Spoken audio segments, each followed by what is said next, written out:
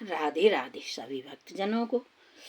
आज हम लेकर आए हैं वेणु गीत, अथर्व विंशोध्याय, दसम स्कंद श्रीमद् भागवत से।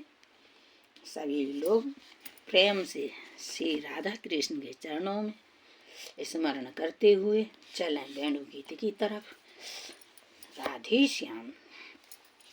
श्री सुखदेव जी कहते हैं, परीक्षित, शरद ऋतु के कारण वह वन बड़ा सुंदर हो रहा था। जल निर्मल था और जलाशयों में खिले हुए कमलों की सुगंध से सनकर वायु मंद मंद चल रही थी। भगवान श्री कृष्ण ने गौओं और ग्वालवालों के साथ उस वन में प्रवेश किया। सुंदर सुंदर पुष्पों से परिपूर्ण हरी हरी वृक्ष पंक्तियों में मतवाले भौरे स्थान स्थान पर गुनगुना रहे थे और तरह तरह के पक्षी झुंड के झुंड अलग अलग कलरव कर रहे थे, जिससे उस वन के सरोवर, नदियां और पर्वत सबके सब गूंजते रहते थे। मधुपति श्री कृष्ण ने बलराम जी और ग्वाल वालों के साथ उसके भीतर घुसकर गौओं को चराते हुए अपनी बांसुरी पर बड़ी मधुर तान छेड़ी। श्री कृष्ण की वह बंसी ध्वनि भगवान के प्रति प्रेम भाव को, उनके मिलन की आकांक्षा को जगाने वाली थी। उसे सुनकर गोपियों का हृदय प्रेम से परिपूर्ण हो गया। वे एकांत में अपनी सखियों से उनके रूप, गुण और बंसी ध्वनि के प्रभाव का वर्णन करने लगी। ब्रज की गोपियों ने बंसी ध्वनि का माधुर्य आपस में वर्णन करना चाहा तो अवश्य, परंतु बंसी का स्मरण होते ही उन्हें श्री कृष्ण की मधुर चेष्टाओं की, प्रेमपूर्ण चितवन, भौं के इशारे और मधुर मुस्कान आदि की याद हो आई। उनकी भगवान से मिलने की आकांक्षा और भी बढ़ गई। उनका मन हाथ से निकल गया। वे मन ही मन वहां पहुंच गईं जहां श्री कृष्ण थे। अब उनकी वाणी बोले कैसे, वे उसके वर्णन में असमर्थ हो गईं। वे मन ही मन देखने लगी कि श्री कृष्ण ग्वाल वालों के साथ वृंदावन में प्रवेश कर रहे हैं। उनके सिर पर मयूर पिच्छ है और कानों पर कनेर के पीले पीले पुष्प, शरीर पर सुनहला पीताम्बर और गले में 5 प्रकार के सुगंधित पुष्पों की बनी वैजयंती माला है। रंगमंच पर अभिनय करते हुए श्रेष्ठ नट का सा क्या ही सुंदर वेश है। बांसुरी के छिद्रों को वे अपने अधरामृत से भर रहे हैं। उनके पीछे पीछे ग्वालवाल उनकी लोक पावन का कीर्ति का गान कर रहे हैं। इस प्रकार वैकुंठ से भी श्रेष्ठ वह वृंदावन धाम उनके चरण चिन्हों से और भी रमणीय बन गया है। परीक्षित, यह बंसी ध्वनि जड़ चेतन समस्त भूतों का मन चुरा लेती है।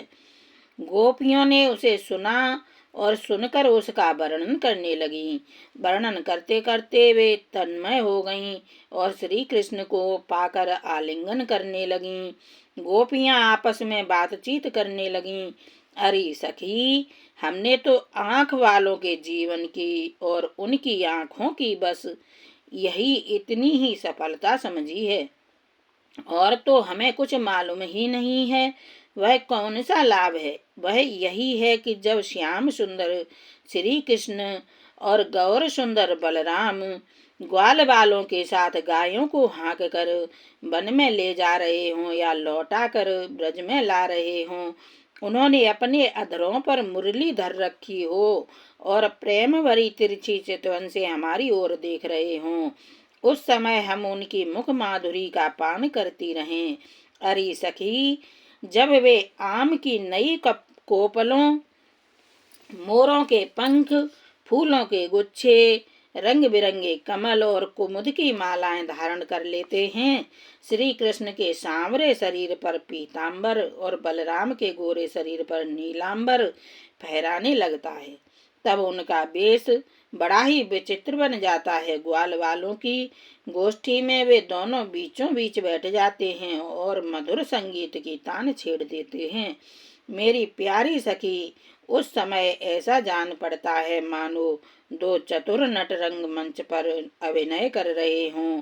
मैं क्या बताऊं कि उस समय उनकी कितनी शोभा होती है। अरे गोपियों, यह वेणु पुरुष जाति का होने पर भी पूर्व जन्म में न जाने ऐसा कौन सा साधन भजन कर चुका है कि हम गोपियों की अपनी संपत्ति दामोदर के अधरों की सुधा स्वयं ही इस प्रकार पिए जा रहा है कि हम लोगों के लिए थोड़ा सा भी रस शेष नहीं रहेगा। इस वेणु को अपने रस से सींचने वाली हृदयनियां आज कमलों के मिस रोमांचित हो रही हैं और अपने वंश में भगवत प्रेमी संतानों को देखकर श्रेष्ठ पुरुषों के समान वृक्ष भी इसके साथ अपना संबंध जोड़कर आंखों से आनंद अश्रु बहा रहे हैं। अरे सखी, यह वृंदावन बैकुंठ लोक तक पृथ्वी की कीर्ति का विस्तार कर रहा है, क्योंकि यशोदा नंदन श्री कृष्ण के चरण कमलों के चिन्हों से यह चिन्हित हो रहा है। सखी, जब श्री कृष्ण अपनी मुनि जन मोहिनी मुरली बजाते हैं तब मोर मत वाले होकर उसकी ताल पर नाचने लगते हैं। यह देखकर पर्वत की चोटियों पर विचरने वाले सभी पशु पक्षी चुपचाप शांत होकर खड़े रह जाते हैं। अरे सखी, जब प्राण बल्लभ श्री कृष्ण विचित्र वेश धारण करके बांसुरी बजाते हैं तब मूढ़ बुद्धि वाले ये हरिणियां भी बंसी की तान सुनकर अपने पति कृष्ण सार मृगों के साथ नंद नंदन के पास चली आती हैं और अपनी प्रेम भरी बड़ी बड़ी आंखों से उन्हें निरखने लगती हैं। निरखती क्या हैं? अपनी कमल के समान बड़ी बड़ी आंखें श्री कृष्ण के चरणों पर निछावर कर देती हैं और श्री कृष्ण की प्रेम भरी चितवन के द्वारा किया हुआ अपना सत्कार स्वीकार करती हैं। वास्तव में उनका जीवन धन्य है। हम वृंदावन की गोपी होने पर भी इस प्रकार उन पर अपने को निछावर नहीं कर पाती। हमारे घर वाले कुड़ने लगते हैं, कितनी विडंबना है। अरे सखी, हरिणियों की तो बात ही क्या है। स्वर्ग की देवियां जब युवतियों को आनंदित करने वाले सौंदर्य और शील के खजाने श्री कृष्ण को देखती हैं और बांसुरी पर उनके द्वारा गाया हुआ मधुर संगीत सुनती हैं, तब उनके चित्त विचित्र आलाप सुनकर वे अपने विमान पर ही सुध खो बैठती हैं, मूर्छित हो जाती हैं। यह कैसे मालूम हुआ सखी? सुनो तो, जब उनके हृदय में श्री कृष्ण से मिलने की तीव्र आकांक्षा जग जाती है तब वे अपना धीरज खो बैठती हैं, बेहोश हो जाती हैं। उन्हें इस बात का भी पता नहीं चलता कि उनकी चोटियों में गुंथे हुए फूल पृथ्वी पर गिर रहे हैं। यहाँ तक कि उन्हें अपनी साड़ी का भी पता नहीं रहता, वह कमर से खिसक कर जमीन पर गिर जाती है। अरे सखी, तुम देवियों की बात क्या कह रही हो? इन गंगुओं को नहीं देखती? जब हमारे कृष्ण प्यारे अपने मुख से बांसुरी में स्वर भरते हैं और गंगुएं उनका मधुर संगीत सुनती हैं, तब ये अपने दोनों कानों के दोने संभाल लेती हैं, खड़े कर लेती हैं और मानो उनसे अमृत पी रही हों। इस प्रकार उस संगीत का रस लेने लगती हैं। ऐसा क्यों होता है सखी? अपने नेत्रों के द्वार से श्याम सुंदर को हृदय में ले जाकर वे उन्हें वहीं विराजमान कर देती हैं और मन ही मन उनका आलिंगन करती हैं। देखती नहीं हो, उनके नेत्रों से आनंद के आंसू छलकने लगते और उनके बछड़े बछड़ों की तो दशा ही निराली हो जाती है। यद्यपि गायों के थनों से अपने आप दूध झरता रहता है, वे जब दूध पीते पीते अचानक ही बंसी ध्वनि सुनते हैं तब मुंह में लिया हुआ दूध का घूंट न उगल पाते हैं और न निगल पाते हैं। उनके हृदय में भी होता है भगवान का संस्पर्श और नेत्रों में छलकते होते हैं आनंद के आंसू। वे ज्यों के त्यों ठिठके रह जाते हैं। अरे सखी, गौएं और बछड़े तो हमारी घर की वस्तु हैं, उनकी बात तो जाने ही दो। वृंदावन के पक्षियों को तुम नहीं देखती हो, उन्हें पक्षी कहना ही भूल है। सच पूछो तो उनमें से अधिकांश बड़े बड़े ऋषि मुनि हैं। वे वृंदावन के सुंदर सुंदर वृक्षों की नई और मनोहर कोपलों वाली डालियों पर चुपचाप बैठ जाते हैं और आंखें बंद नहीं करते। निर्निमेष नयनों से श्री कृष्ण की रूप माधुरी तथा प्यार भरी चितवन देख देख कर निहाल होते रहते हैं तथा कानों से अन्य सब प्रकार के शब्दों को छोड़कर केवल उन्हीं की मोहनी वाणी और बंसी का त्रिभुवन मोहन संगीत सुनते रहते हैं। मेरी प्यारी सखी, उनका जीवन कितना धन्य है। अरे सखी, देवता गौओं और पक्षियों की बात क्यों करती हो? वे तो चेतन हैं, इन जड़ नदियों को नहीं देखती। इनमें जो भंवर दिख रहे हैं, उनसे इनके हृदय से श्याम सुंदर से मिलने की तीव्र आकांक्षा का पता चलता है। उसके वेग से ही तो इनका प्रवाह रुक गया है। इन्होंने भी प्रेम स्वरूप श्री कृष्ण की बंसी ध्वनि सुन ली है। देखो देखो, ये अपनी तरंगों के हाथों से उनके चरण पकड़कर कमल के फूलों का उपहार चढ़ा रही हैं और उनका आलिंगन कर रही हैं, मानो उनके चरणों पर अपना हृदय ही निछावर कर रही हैं। अरे सखी, ये नदियां तो हमारी पृथ्वी की, हमारे वृंदावन की वस्तुएं हैं। तनिक इन बादलों को भी देखो। जब वे देखते हैं कि ब्रजराज कुमार श्री कृष्ण और बलराम जी ग्वाल वालों के साथ धूप में गौएं चरा रहे हैं और साथ साथ बांसुरी भी बजाते जा रहे हैं, तब उनके हृदय में प्रेम उमड़ आता है। वे उनके ऊपर मंडराने लगते हैं और वे श्याम घन अपने सखा घनश्याम के ऊपर अपने शरीर को ही छाता बनाकर तान देते हैं। इतना ही नहीं सखी, वे जब उन पर नन्ही नन्ही फुइयों की वर्षा करने लगते हैं, तब ऐसा जान पड़ता है कि वे उनके ऊपर सुंदर सुंदर श्वेत कुसुम चढ़ा रहे हैं। नहीं सखी, उनके बहाने वे तो अपना जीवन ही निछावर कर देते हैं।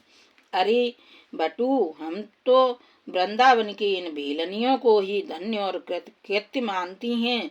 ऐसा क्यों सखी? इसलिए कि इनके हृदय में बड़ा प्रेम है। जब ये हमारे कृष्ण प्यारे को देखती हैं, तब इनके हृदय में भी उनसे मिलने की तीव्र आकांक्षा जाग उठती है। इनके हृदय में भी प्रेम की व्याधि लग जाती है। उस समय ये क्या उपाय करती हैं, यह भी सुन लो। हमारे प्रियतम की प्रेयसी गोपियां अपने बच्चे स्थलों पर जो केसर लगाती हैं, वह श्याम सुंदर के चरणों में लगी होती है और वे जब वृंदावन के घास पात पर चलते हैं, तब उनमें भी लग जाती है। ये सौभाग्यवती भीलनियां उन्हें उन तिनकों पर से छुड़ाकर अपने स्तनों और मुखों पर मल लेती हैं और इस प्रकार अपने हृदय की प्रेम पीड़ा शांत करती हैं। हरि गोपियों, यह गिरिराज गोवर्धन तो भगवान के भक्तों में बहुत ही श्रेष्ठ है। धन्य है इसके भाग्य। देखती नहीं हो, हमारे प्राण बल्लभ श्री कृष्ण और नयनाभिराम बलराम के चरण कमलों का स्पर्श प्राप्त करके यह कितना आनंदित रहता है। इसके भाग्य की सराहना कौन करे? यह तो उन दोनों का, ग्वाल वालों और गौओं का बड़ा ही सत्कार करता है। स्नान पान के लिए झरनों का जल देता है, गौओं के लिए सुंदर हरी हरी घास प्रस्तुत करता है, विश्राम करने के लिए कंदराएं और खाने के लिए कंद मूल फल देता है। वास्तव में यह धन्य है। अरे सखी, इन सांवरे गोरे किशोरों को तो गति ही निराली है। जब वे सिर पर नोवना धोते समय गाय के पैर बांधने की रस्सी लपेटकर और कंधों पर फंदा, भागने वाली गायों को पकड़ने की रस्सी रखकर गायों को एक वन से दूसरे वन में हाँक कर ले जाते हैं। साथ में ग्वाल वाल भी होते हैं और मधुर मधुर संगीत गाते हुए बांसुरी की तान छेड़ते हैं। उस समय मनुष्यों की तो बात ही क्या, अन्य शरीरधारियों में भी चलने वाले चेतन पशु पक्षी और जड़ नदी आदि तो स्थिर हो जाते हैं तथा अचल वृक्षों को भी रोमांच हो आता है। जादू भरी बंसी का और क्या चमत्कार सुनाऊं। परीक्षित, वृंदावन बिहारी श्री कृष्ण की ऐसी ऐसी एक नहीं अनेक लीलाएं हैं। गोपियां प्रतिदिन आपस में उनका वर्णन करती और तन्मय हो जाती। भगवान की लीलाएं उनके हृदय में स्फुरित होने लगती। यत श्रीमद्भागवते महापुराणे परम पारमहंस्यां संहितायां 10th स्कन्धे पूर्वार्धे वेणुगीतं नामेकविंशोऽध्यायः। जय श्री राधे कृष्ण।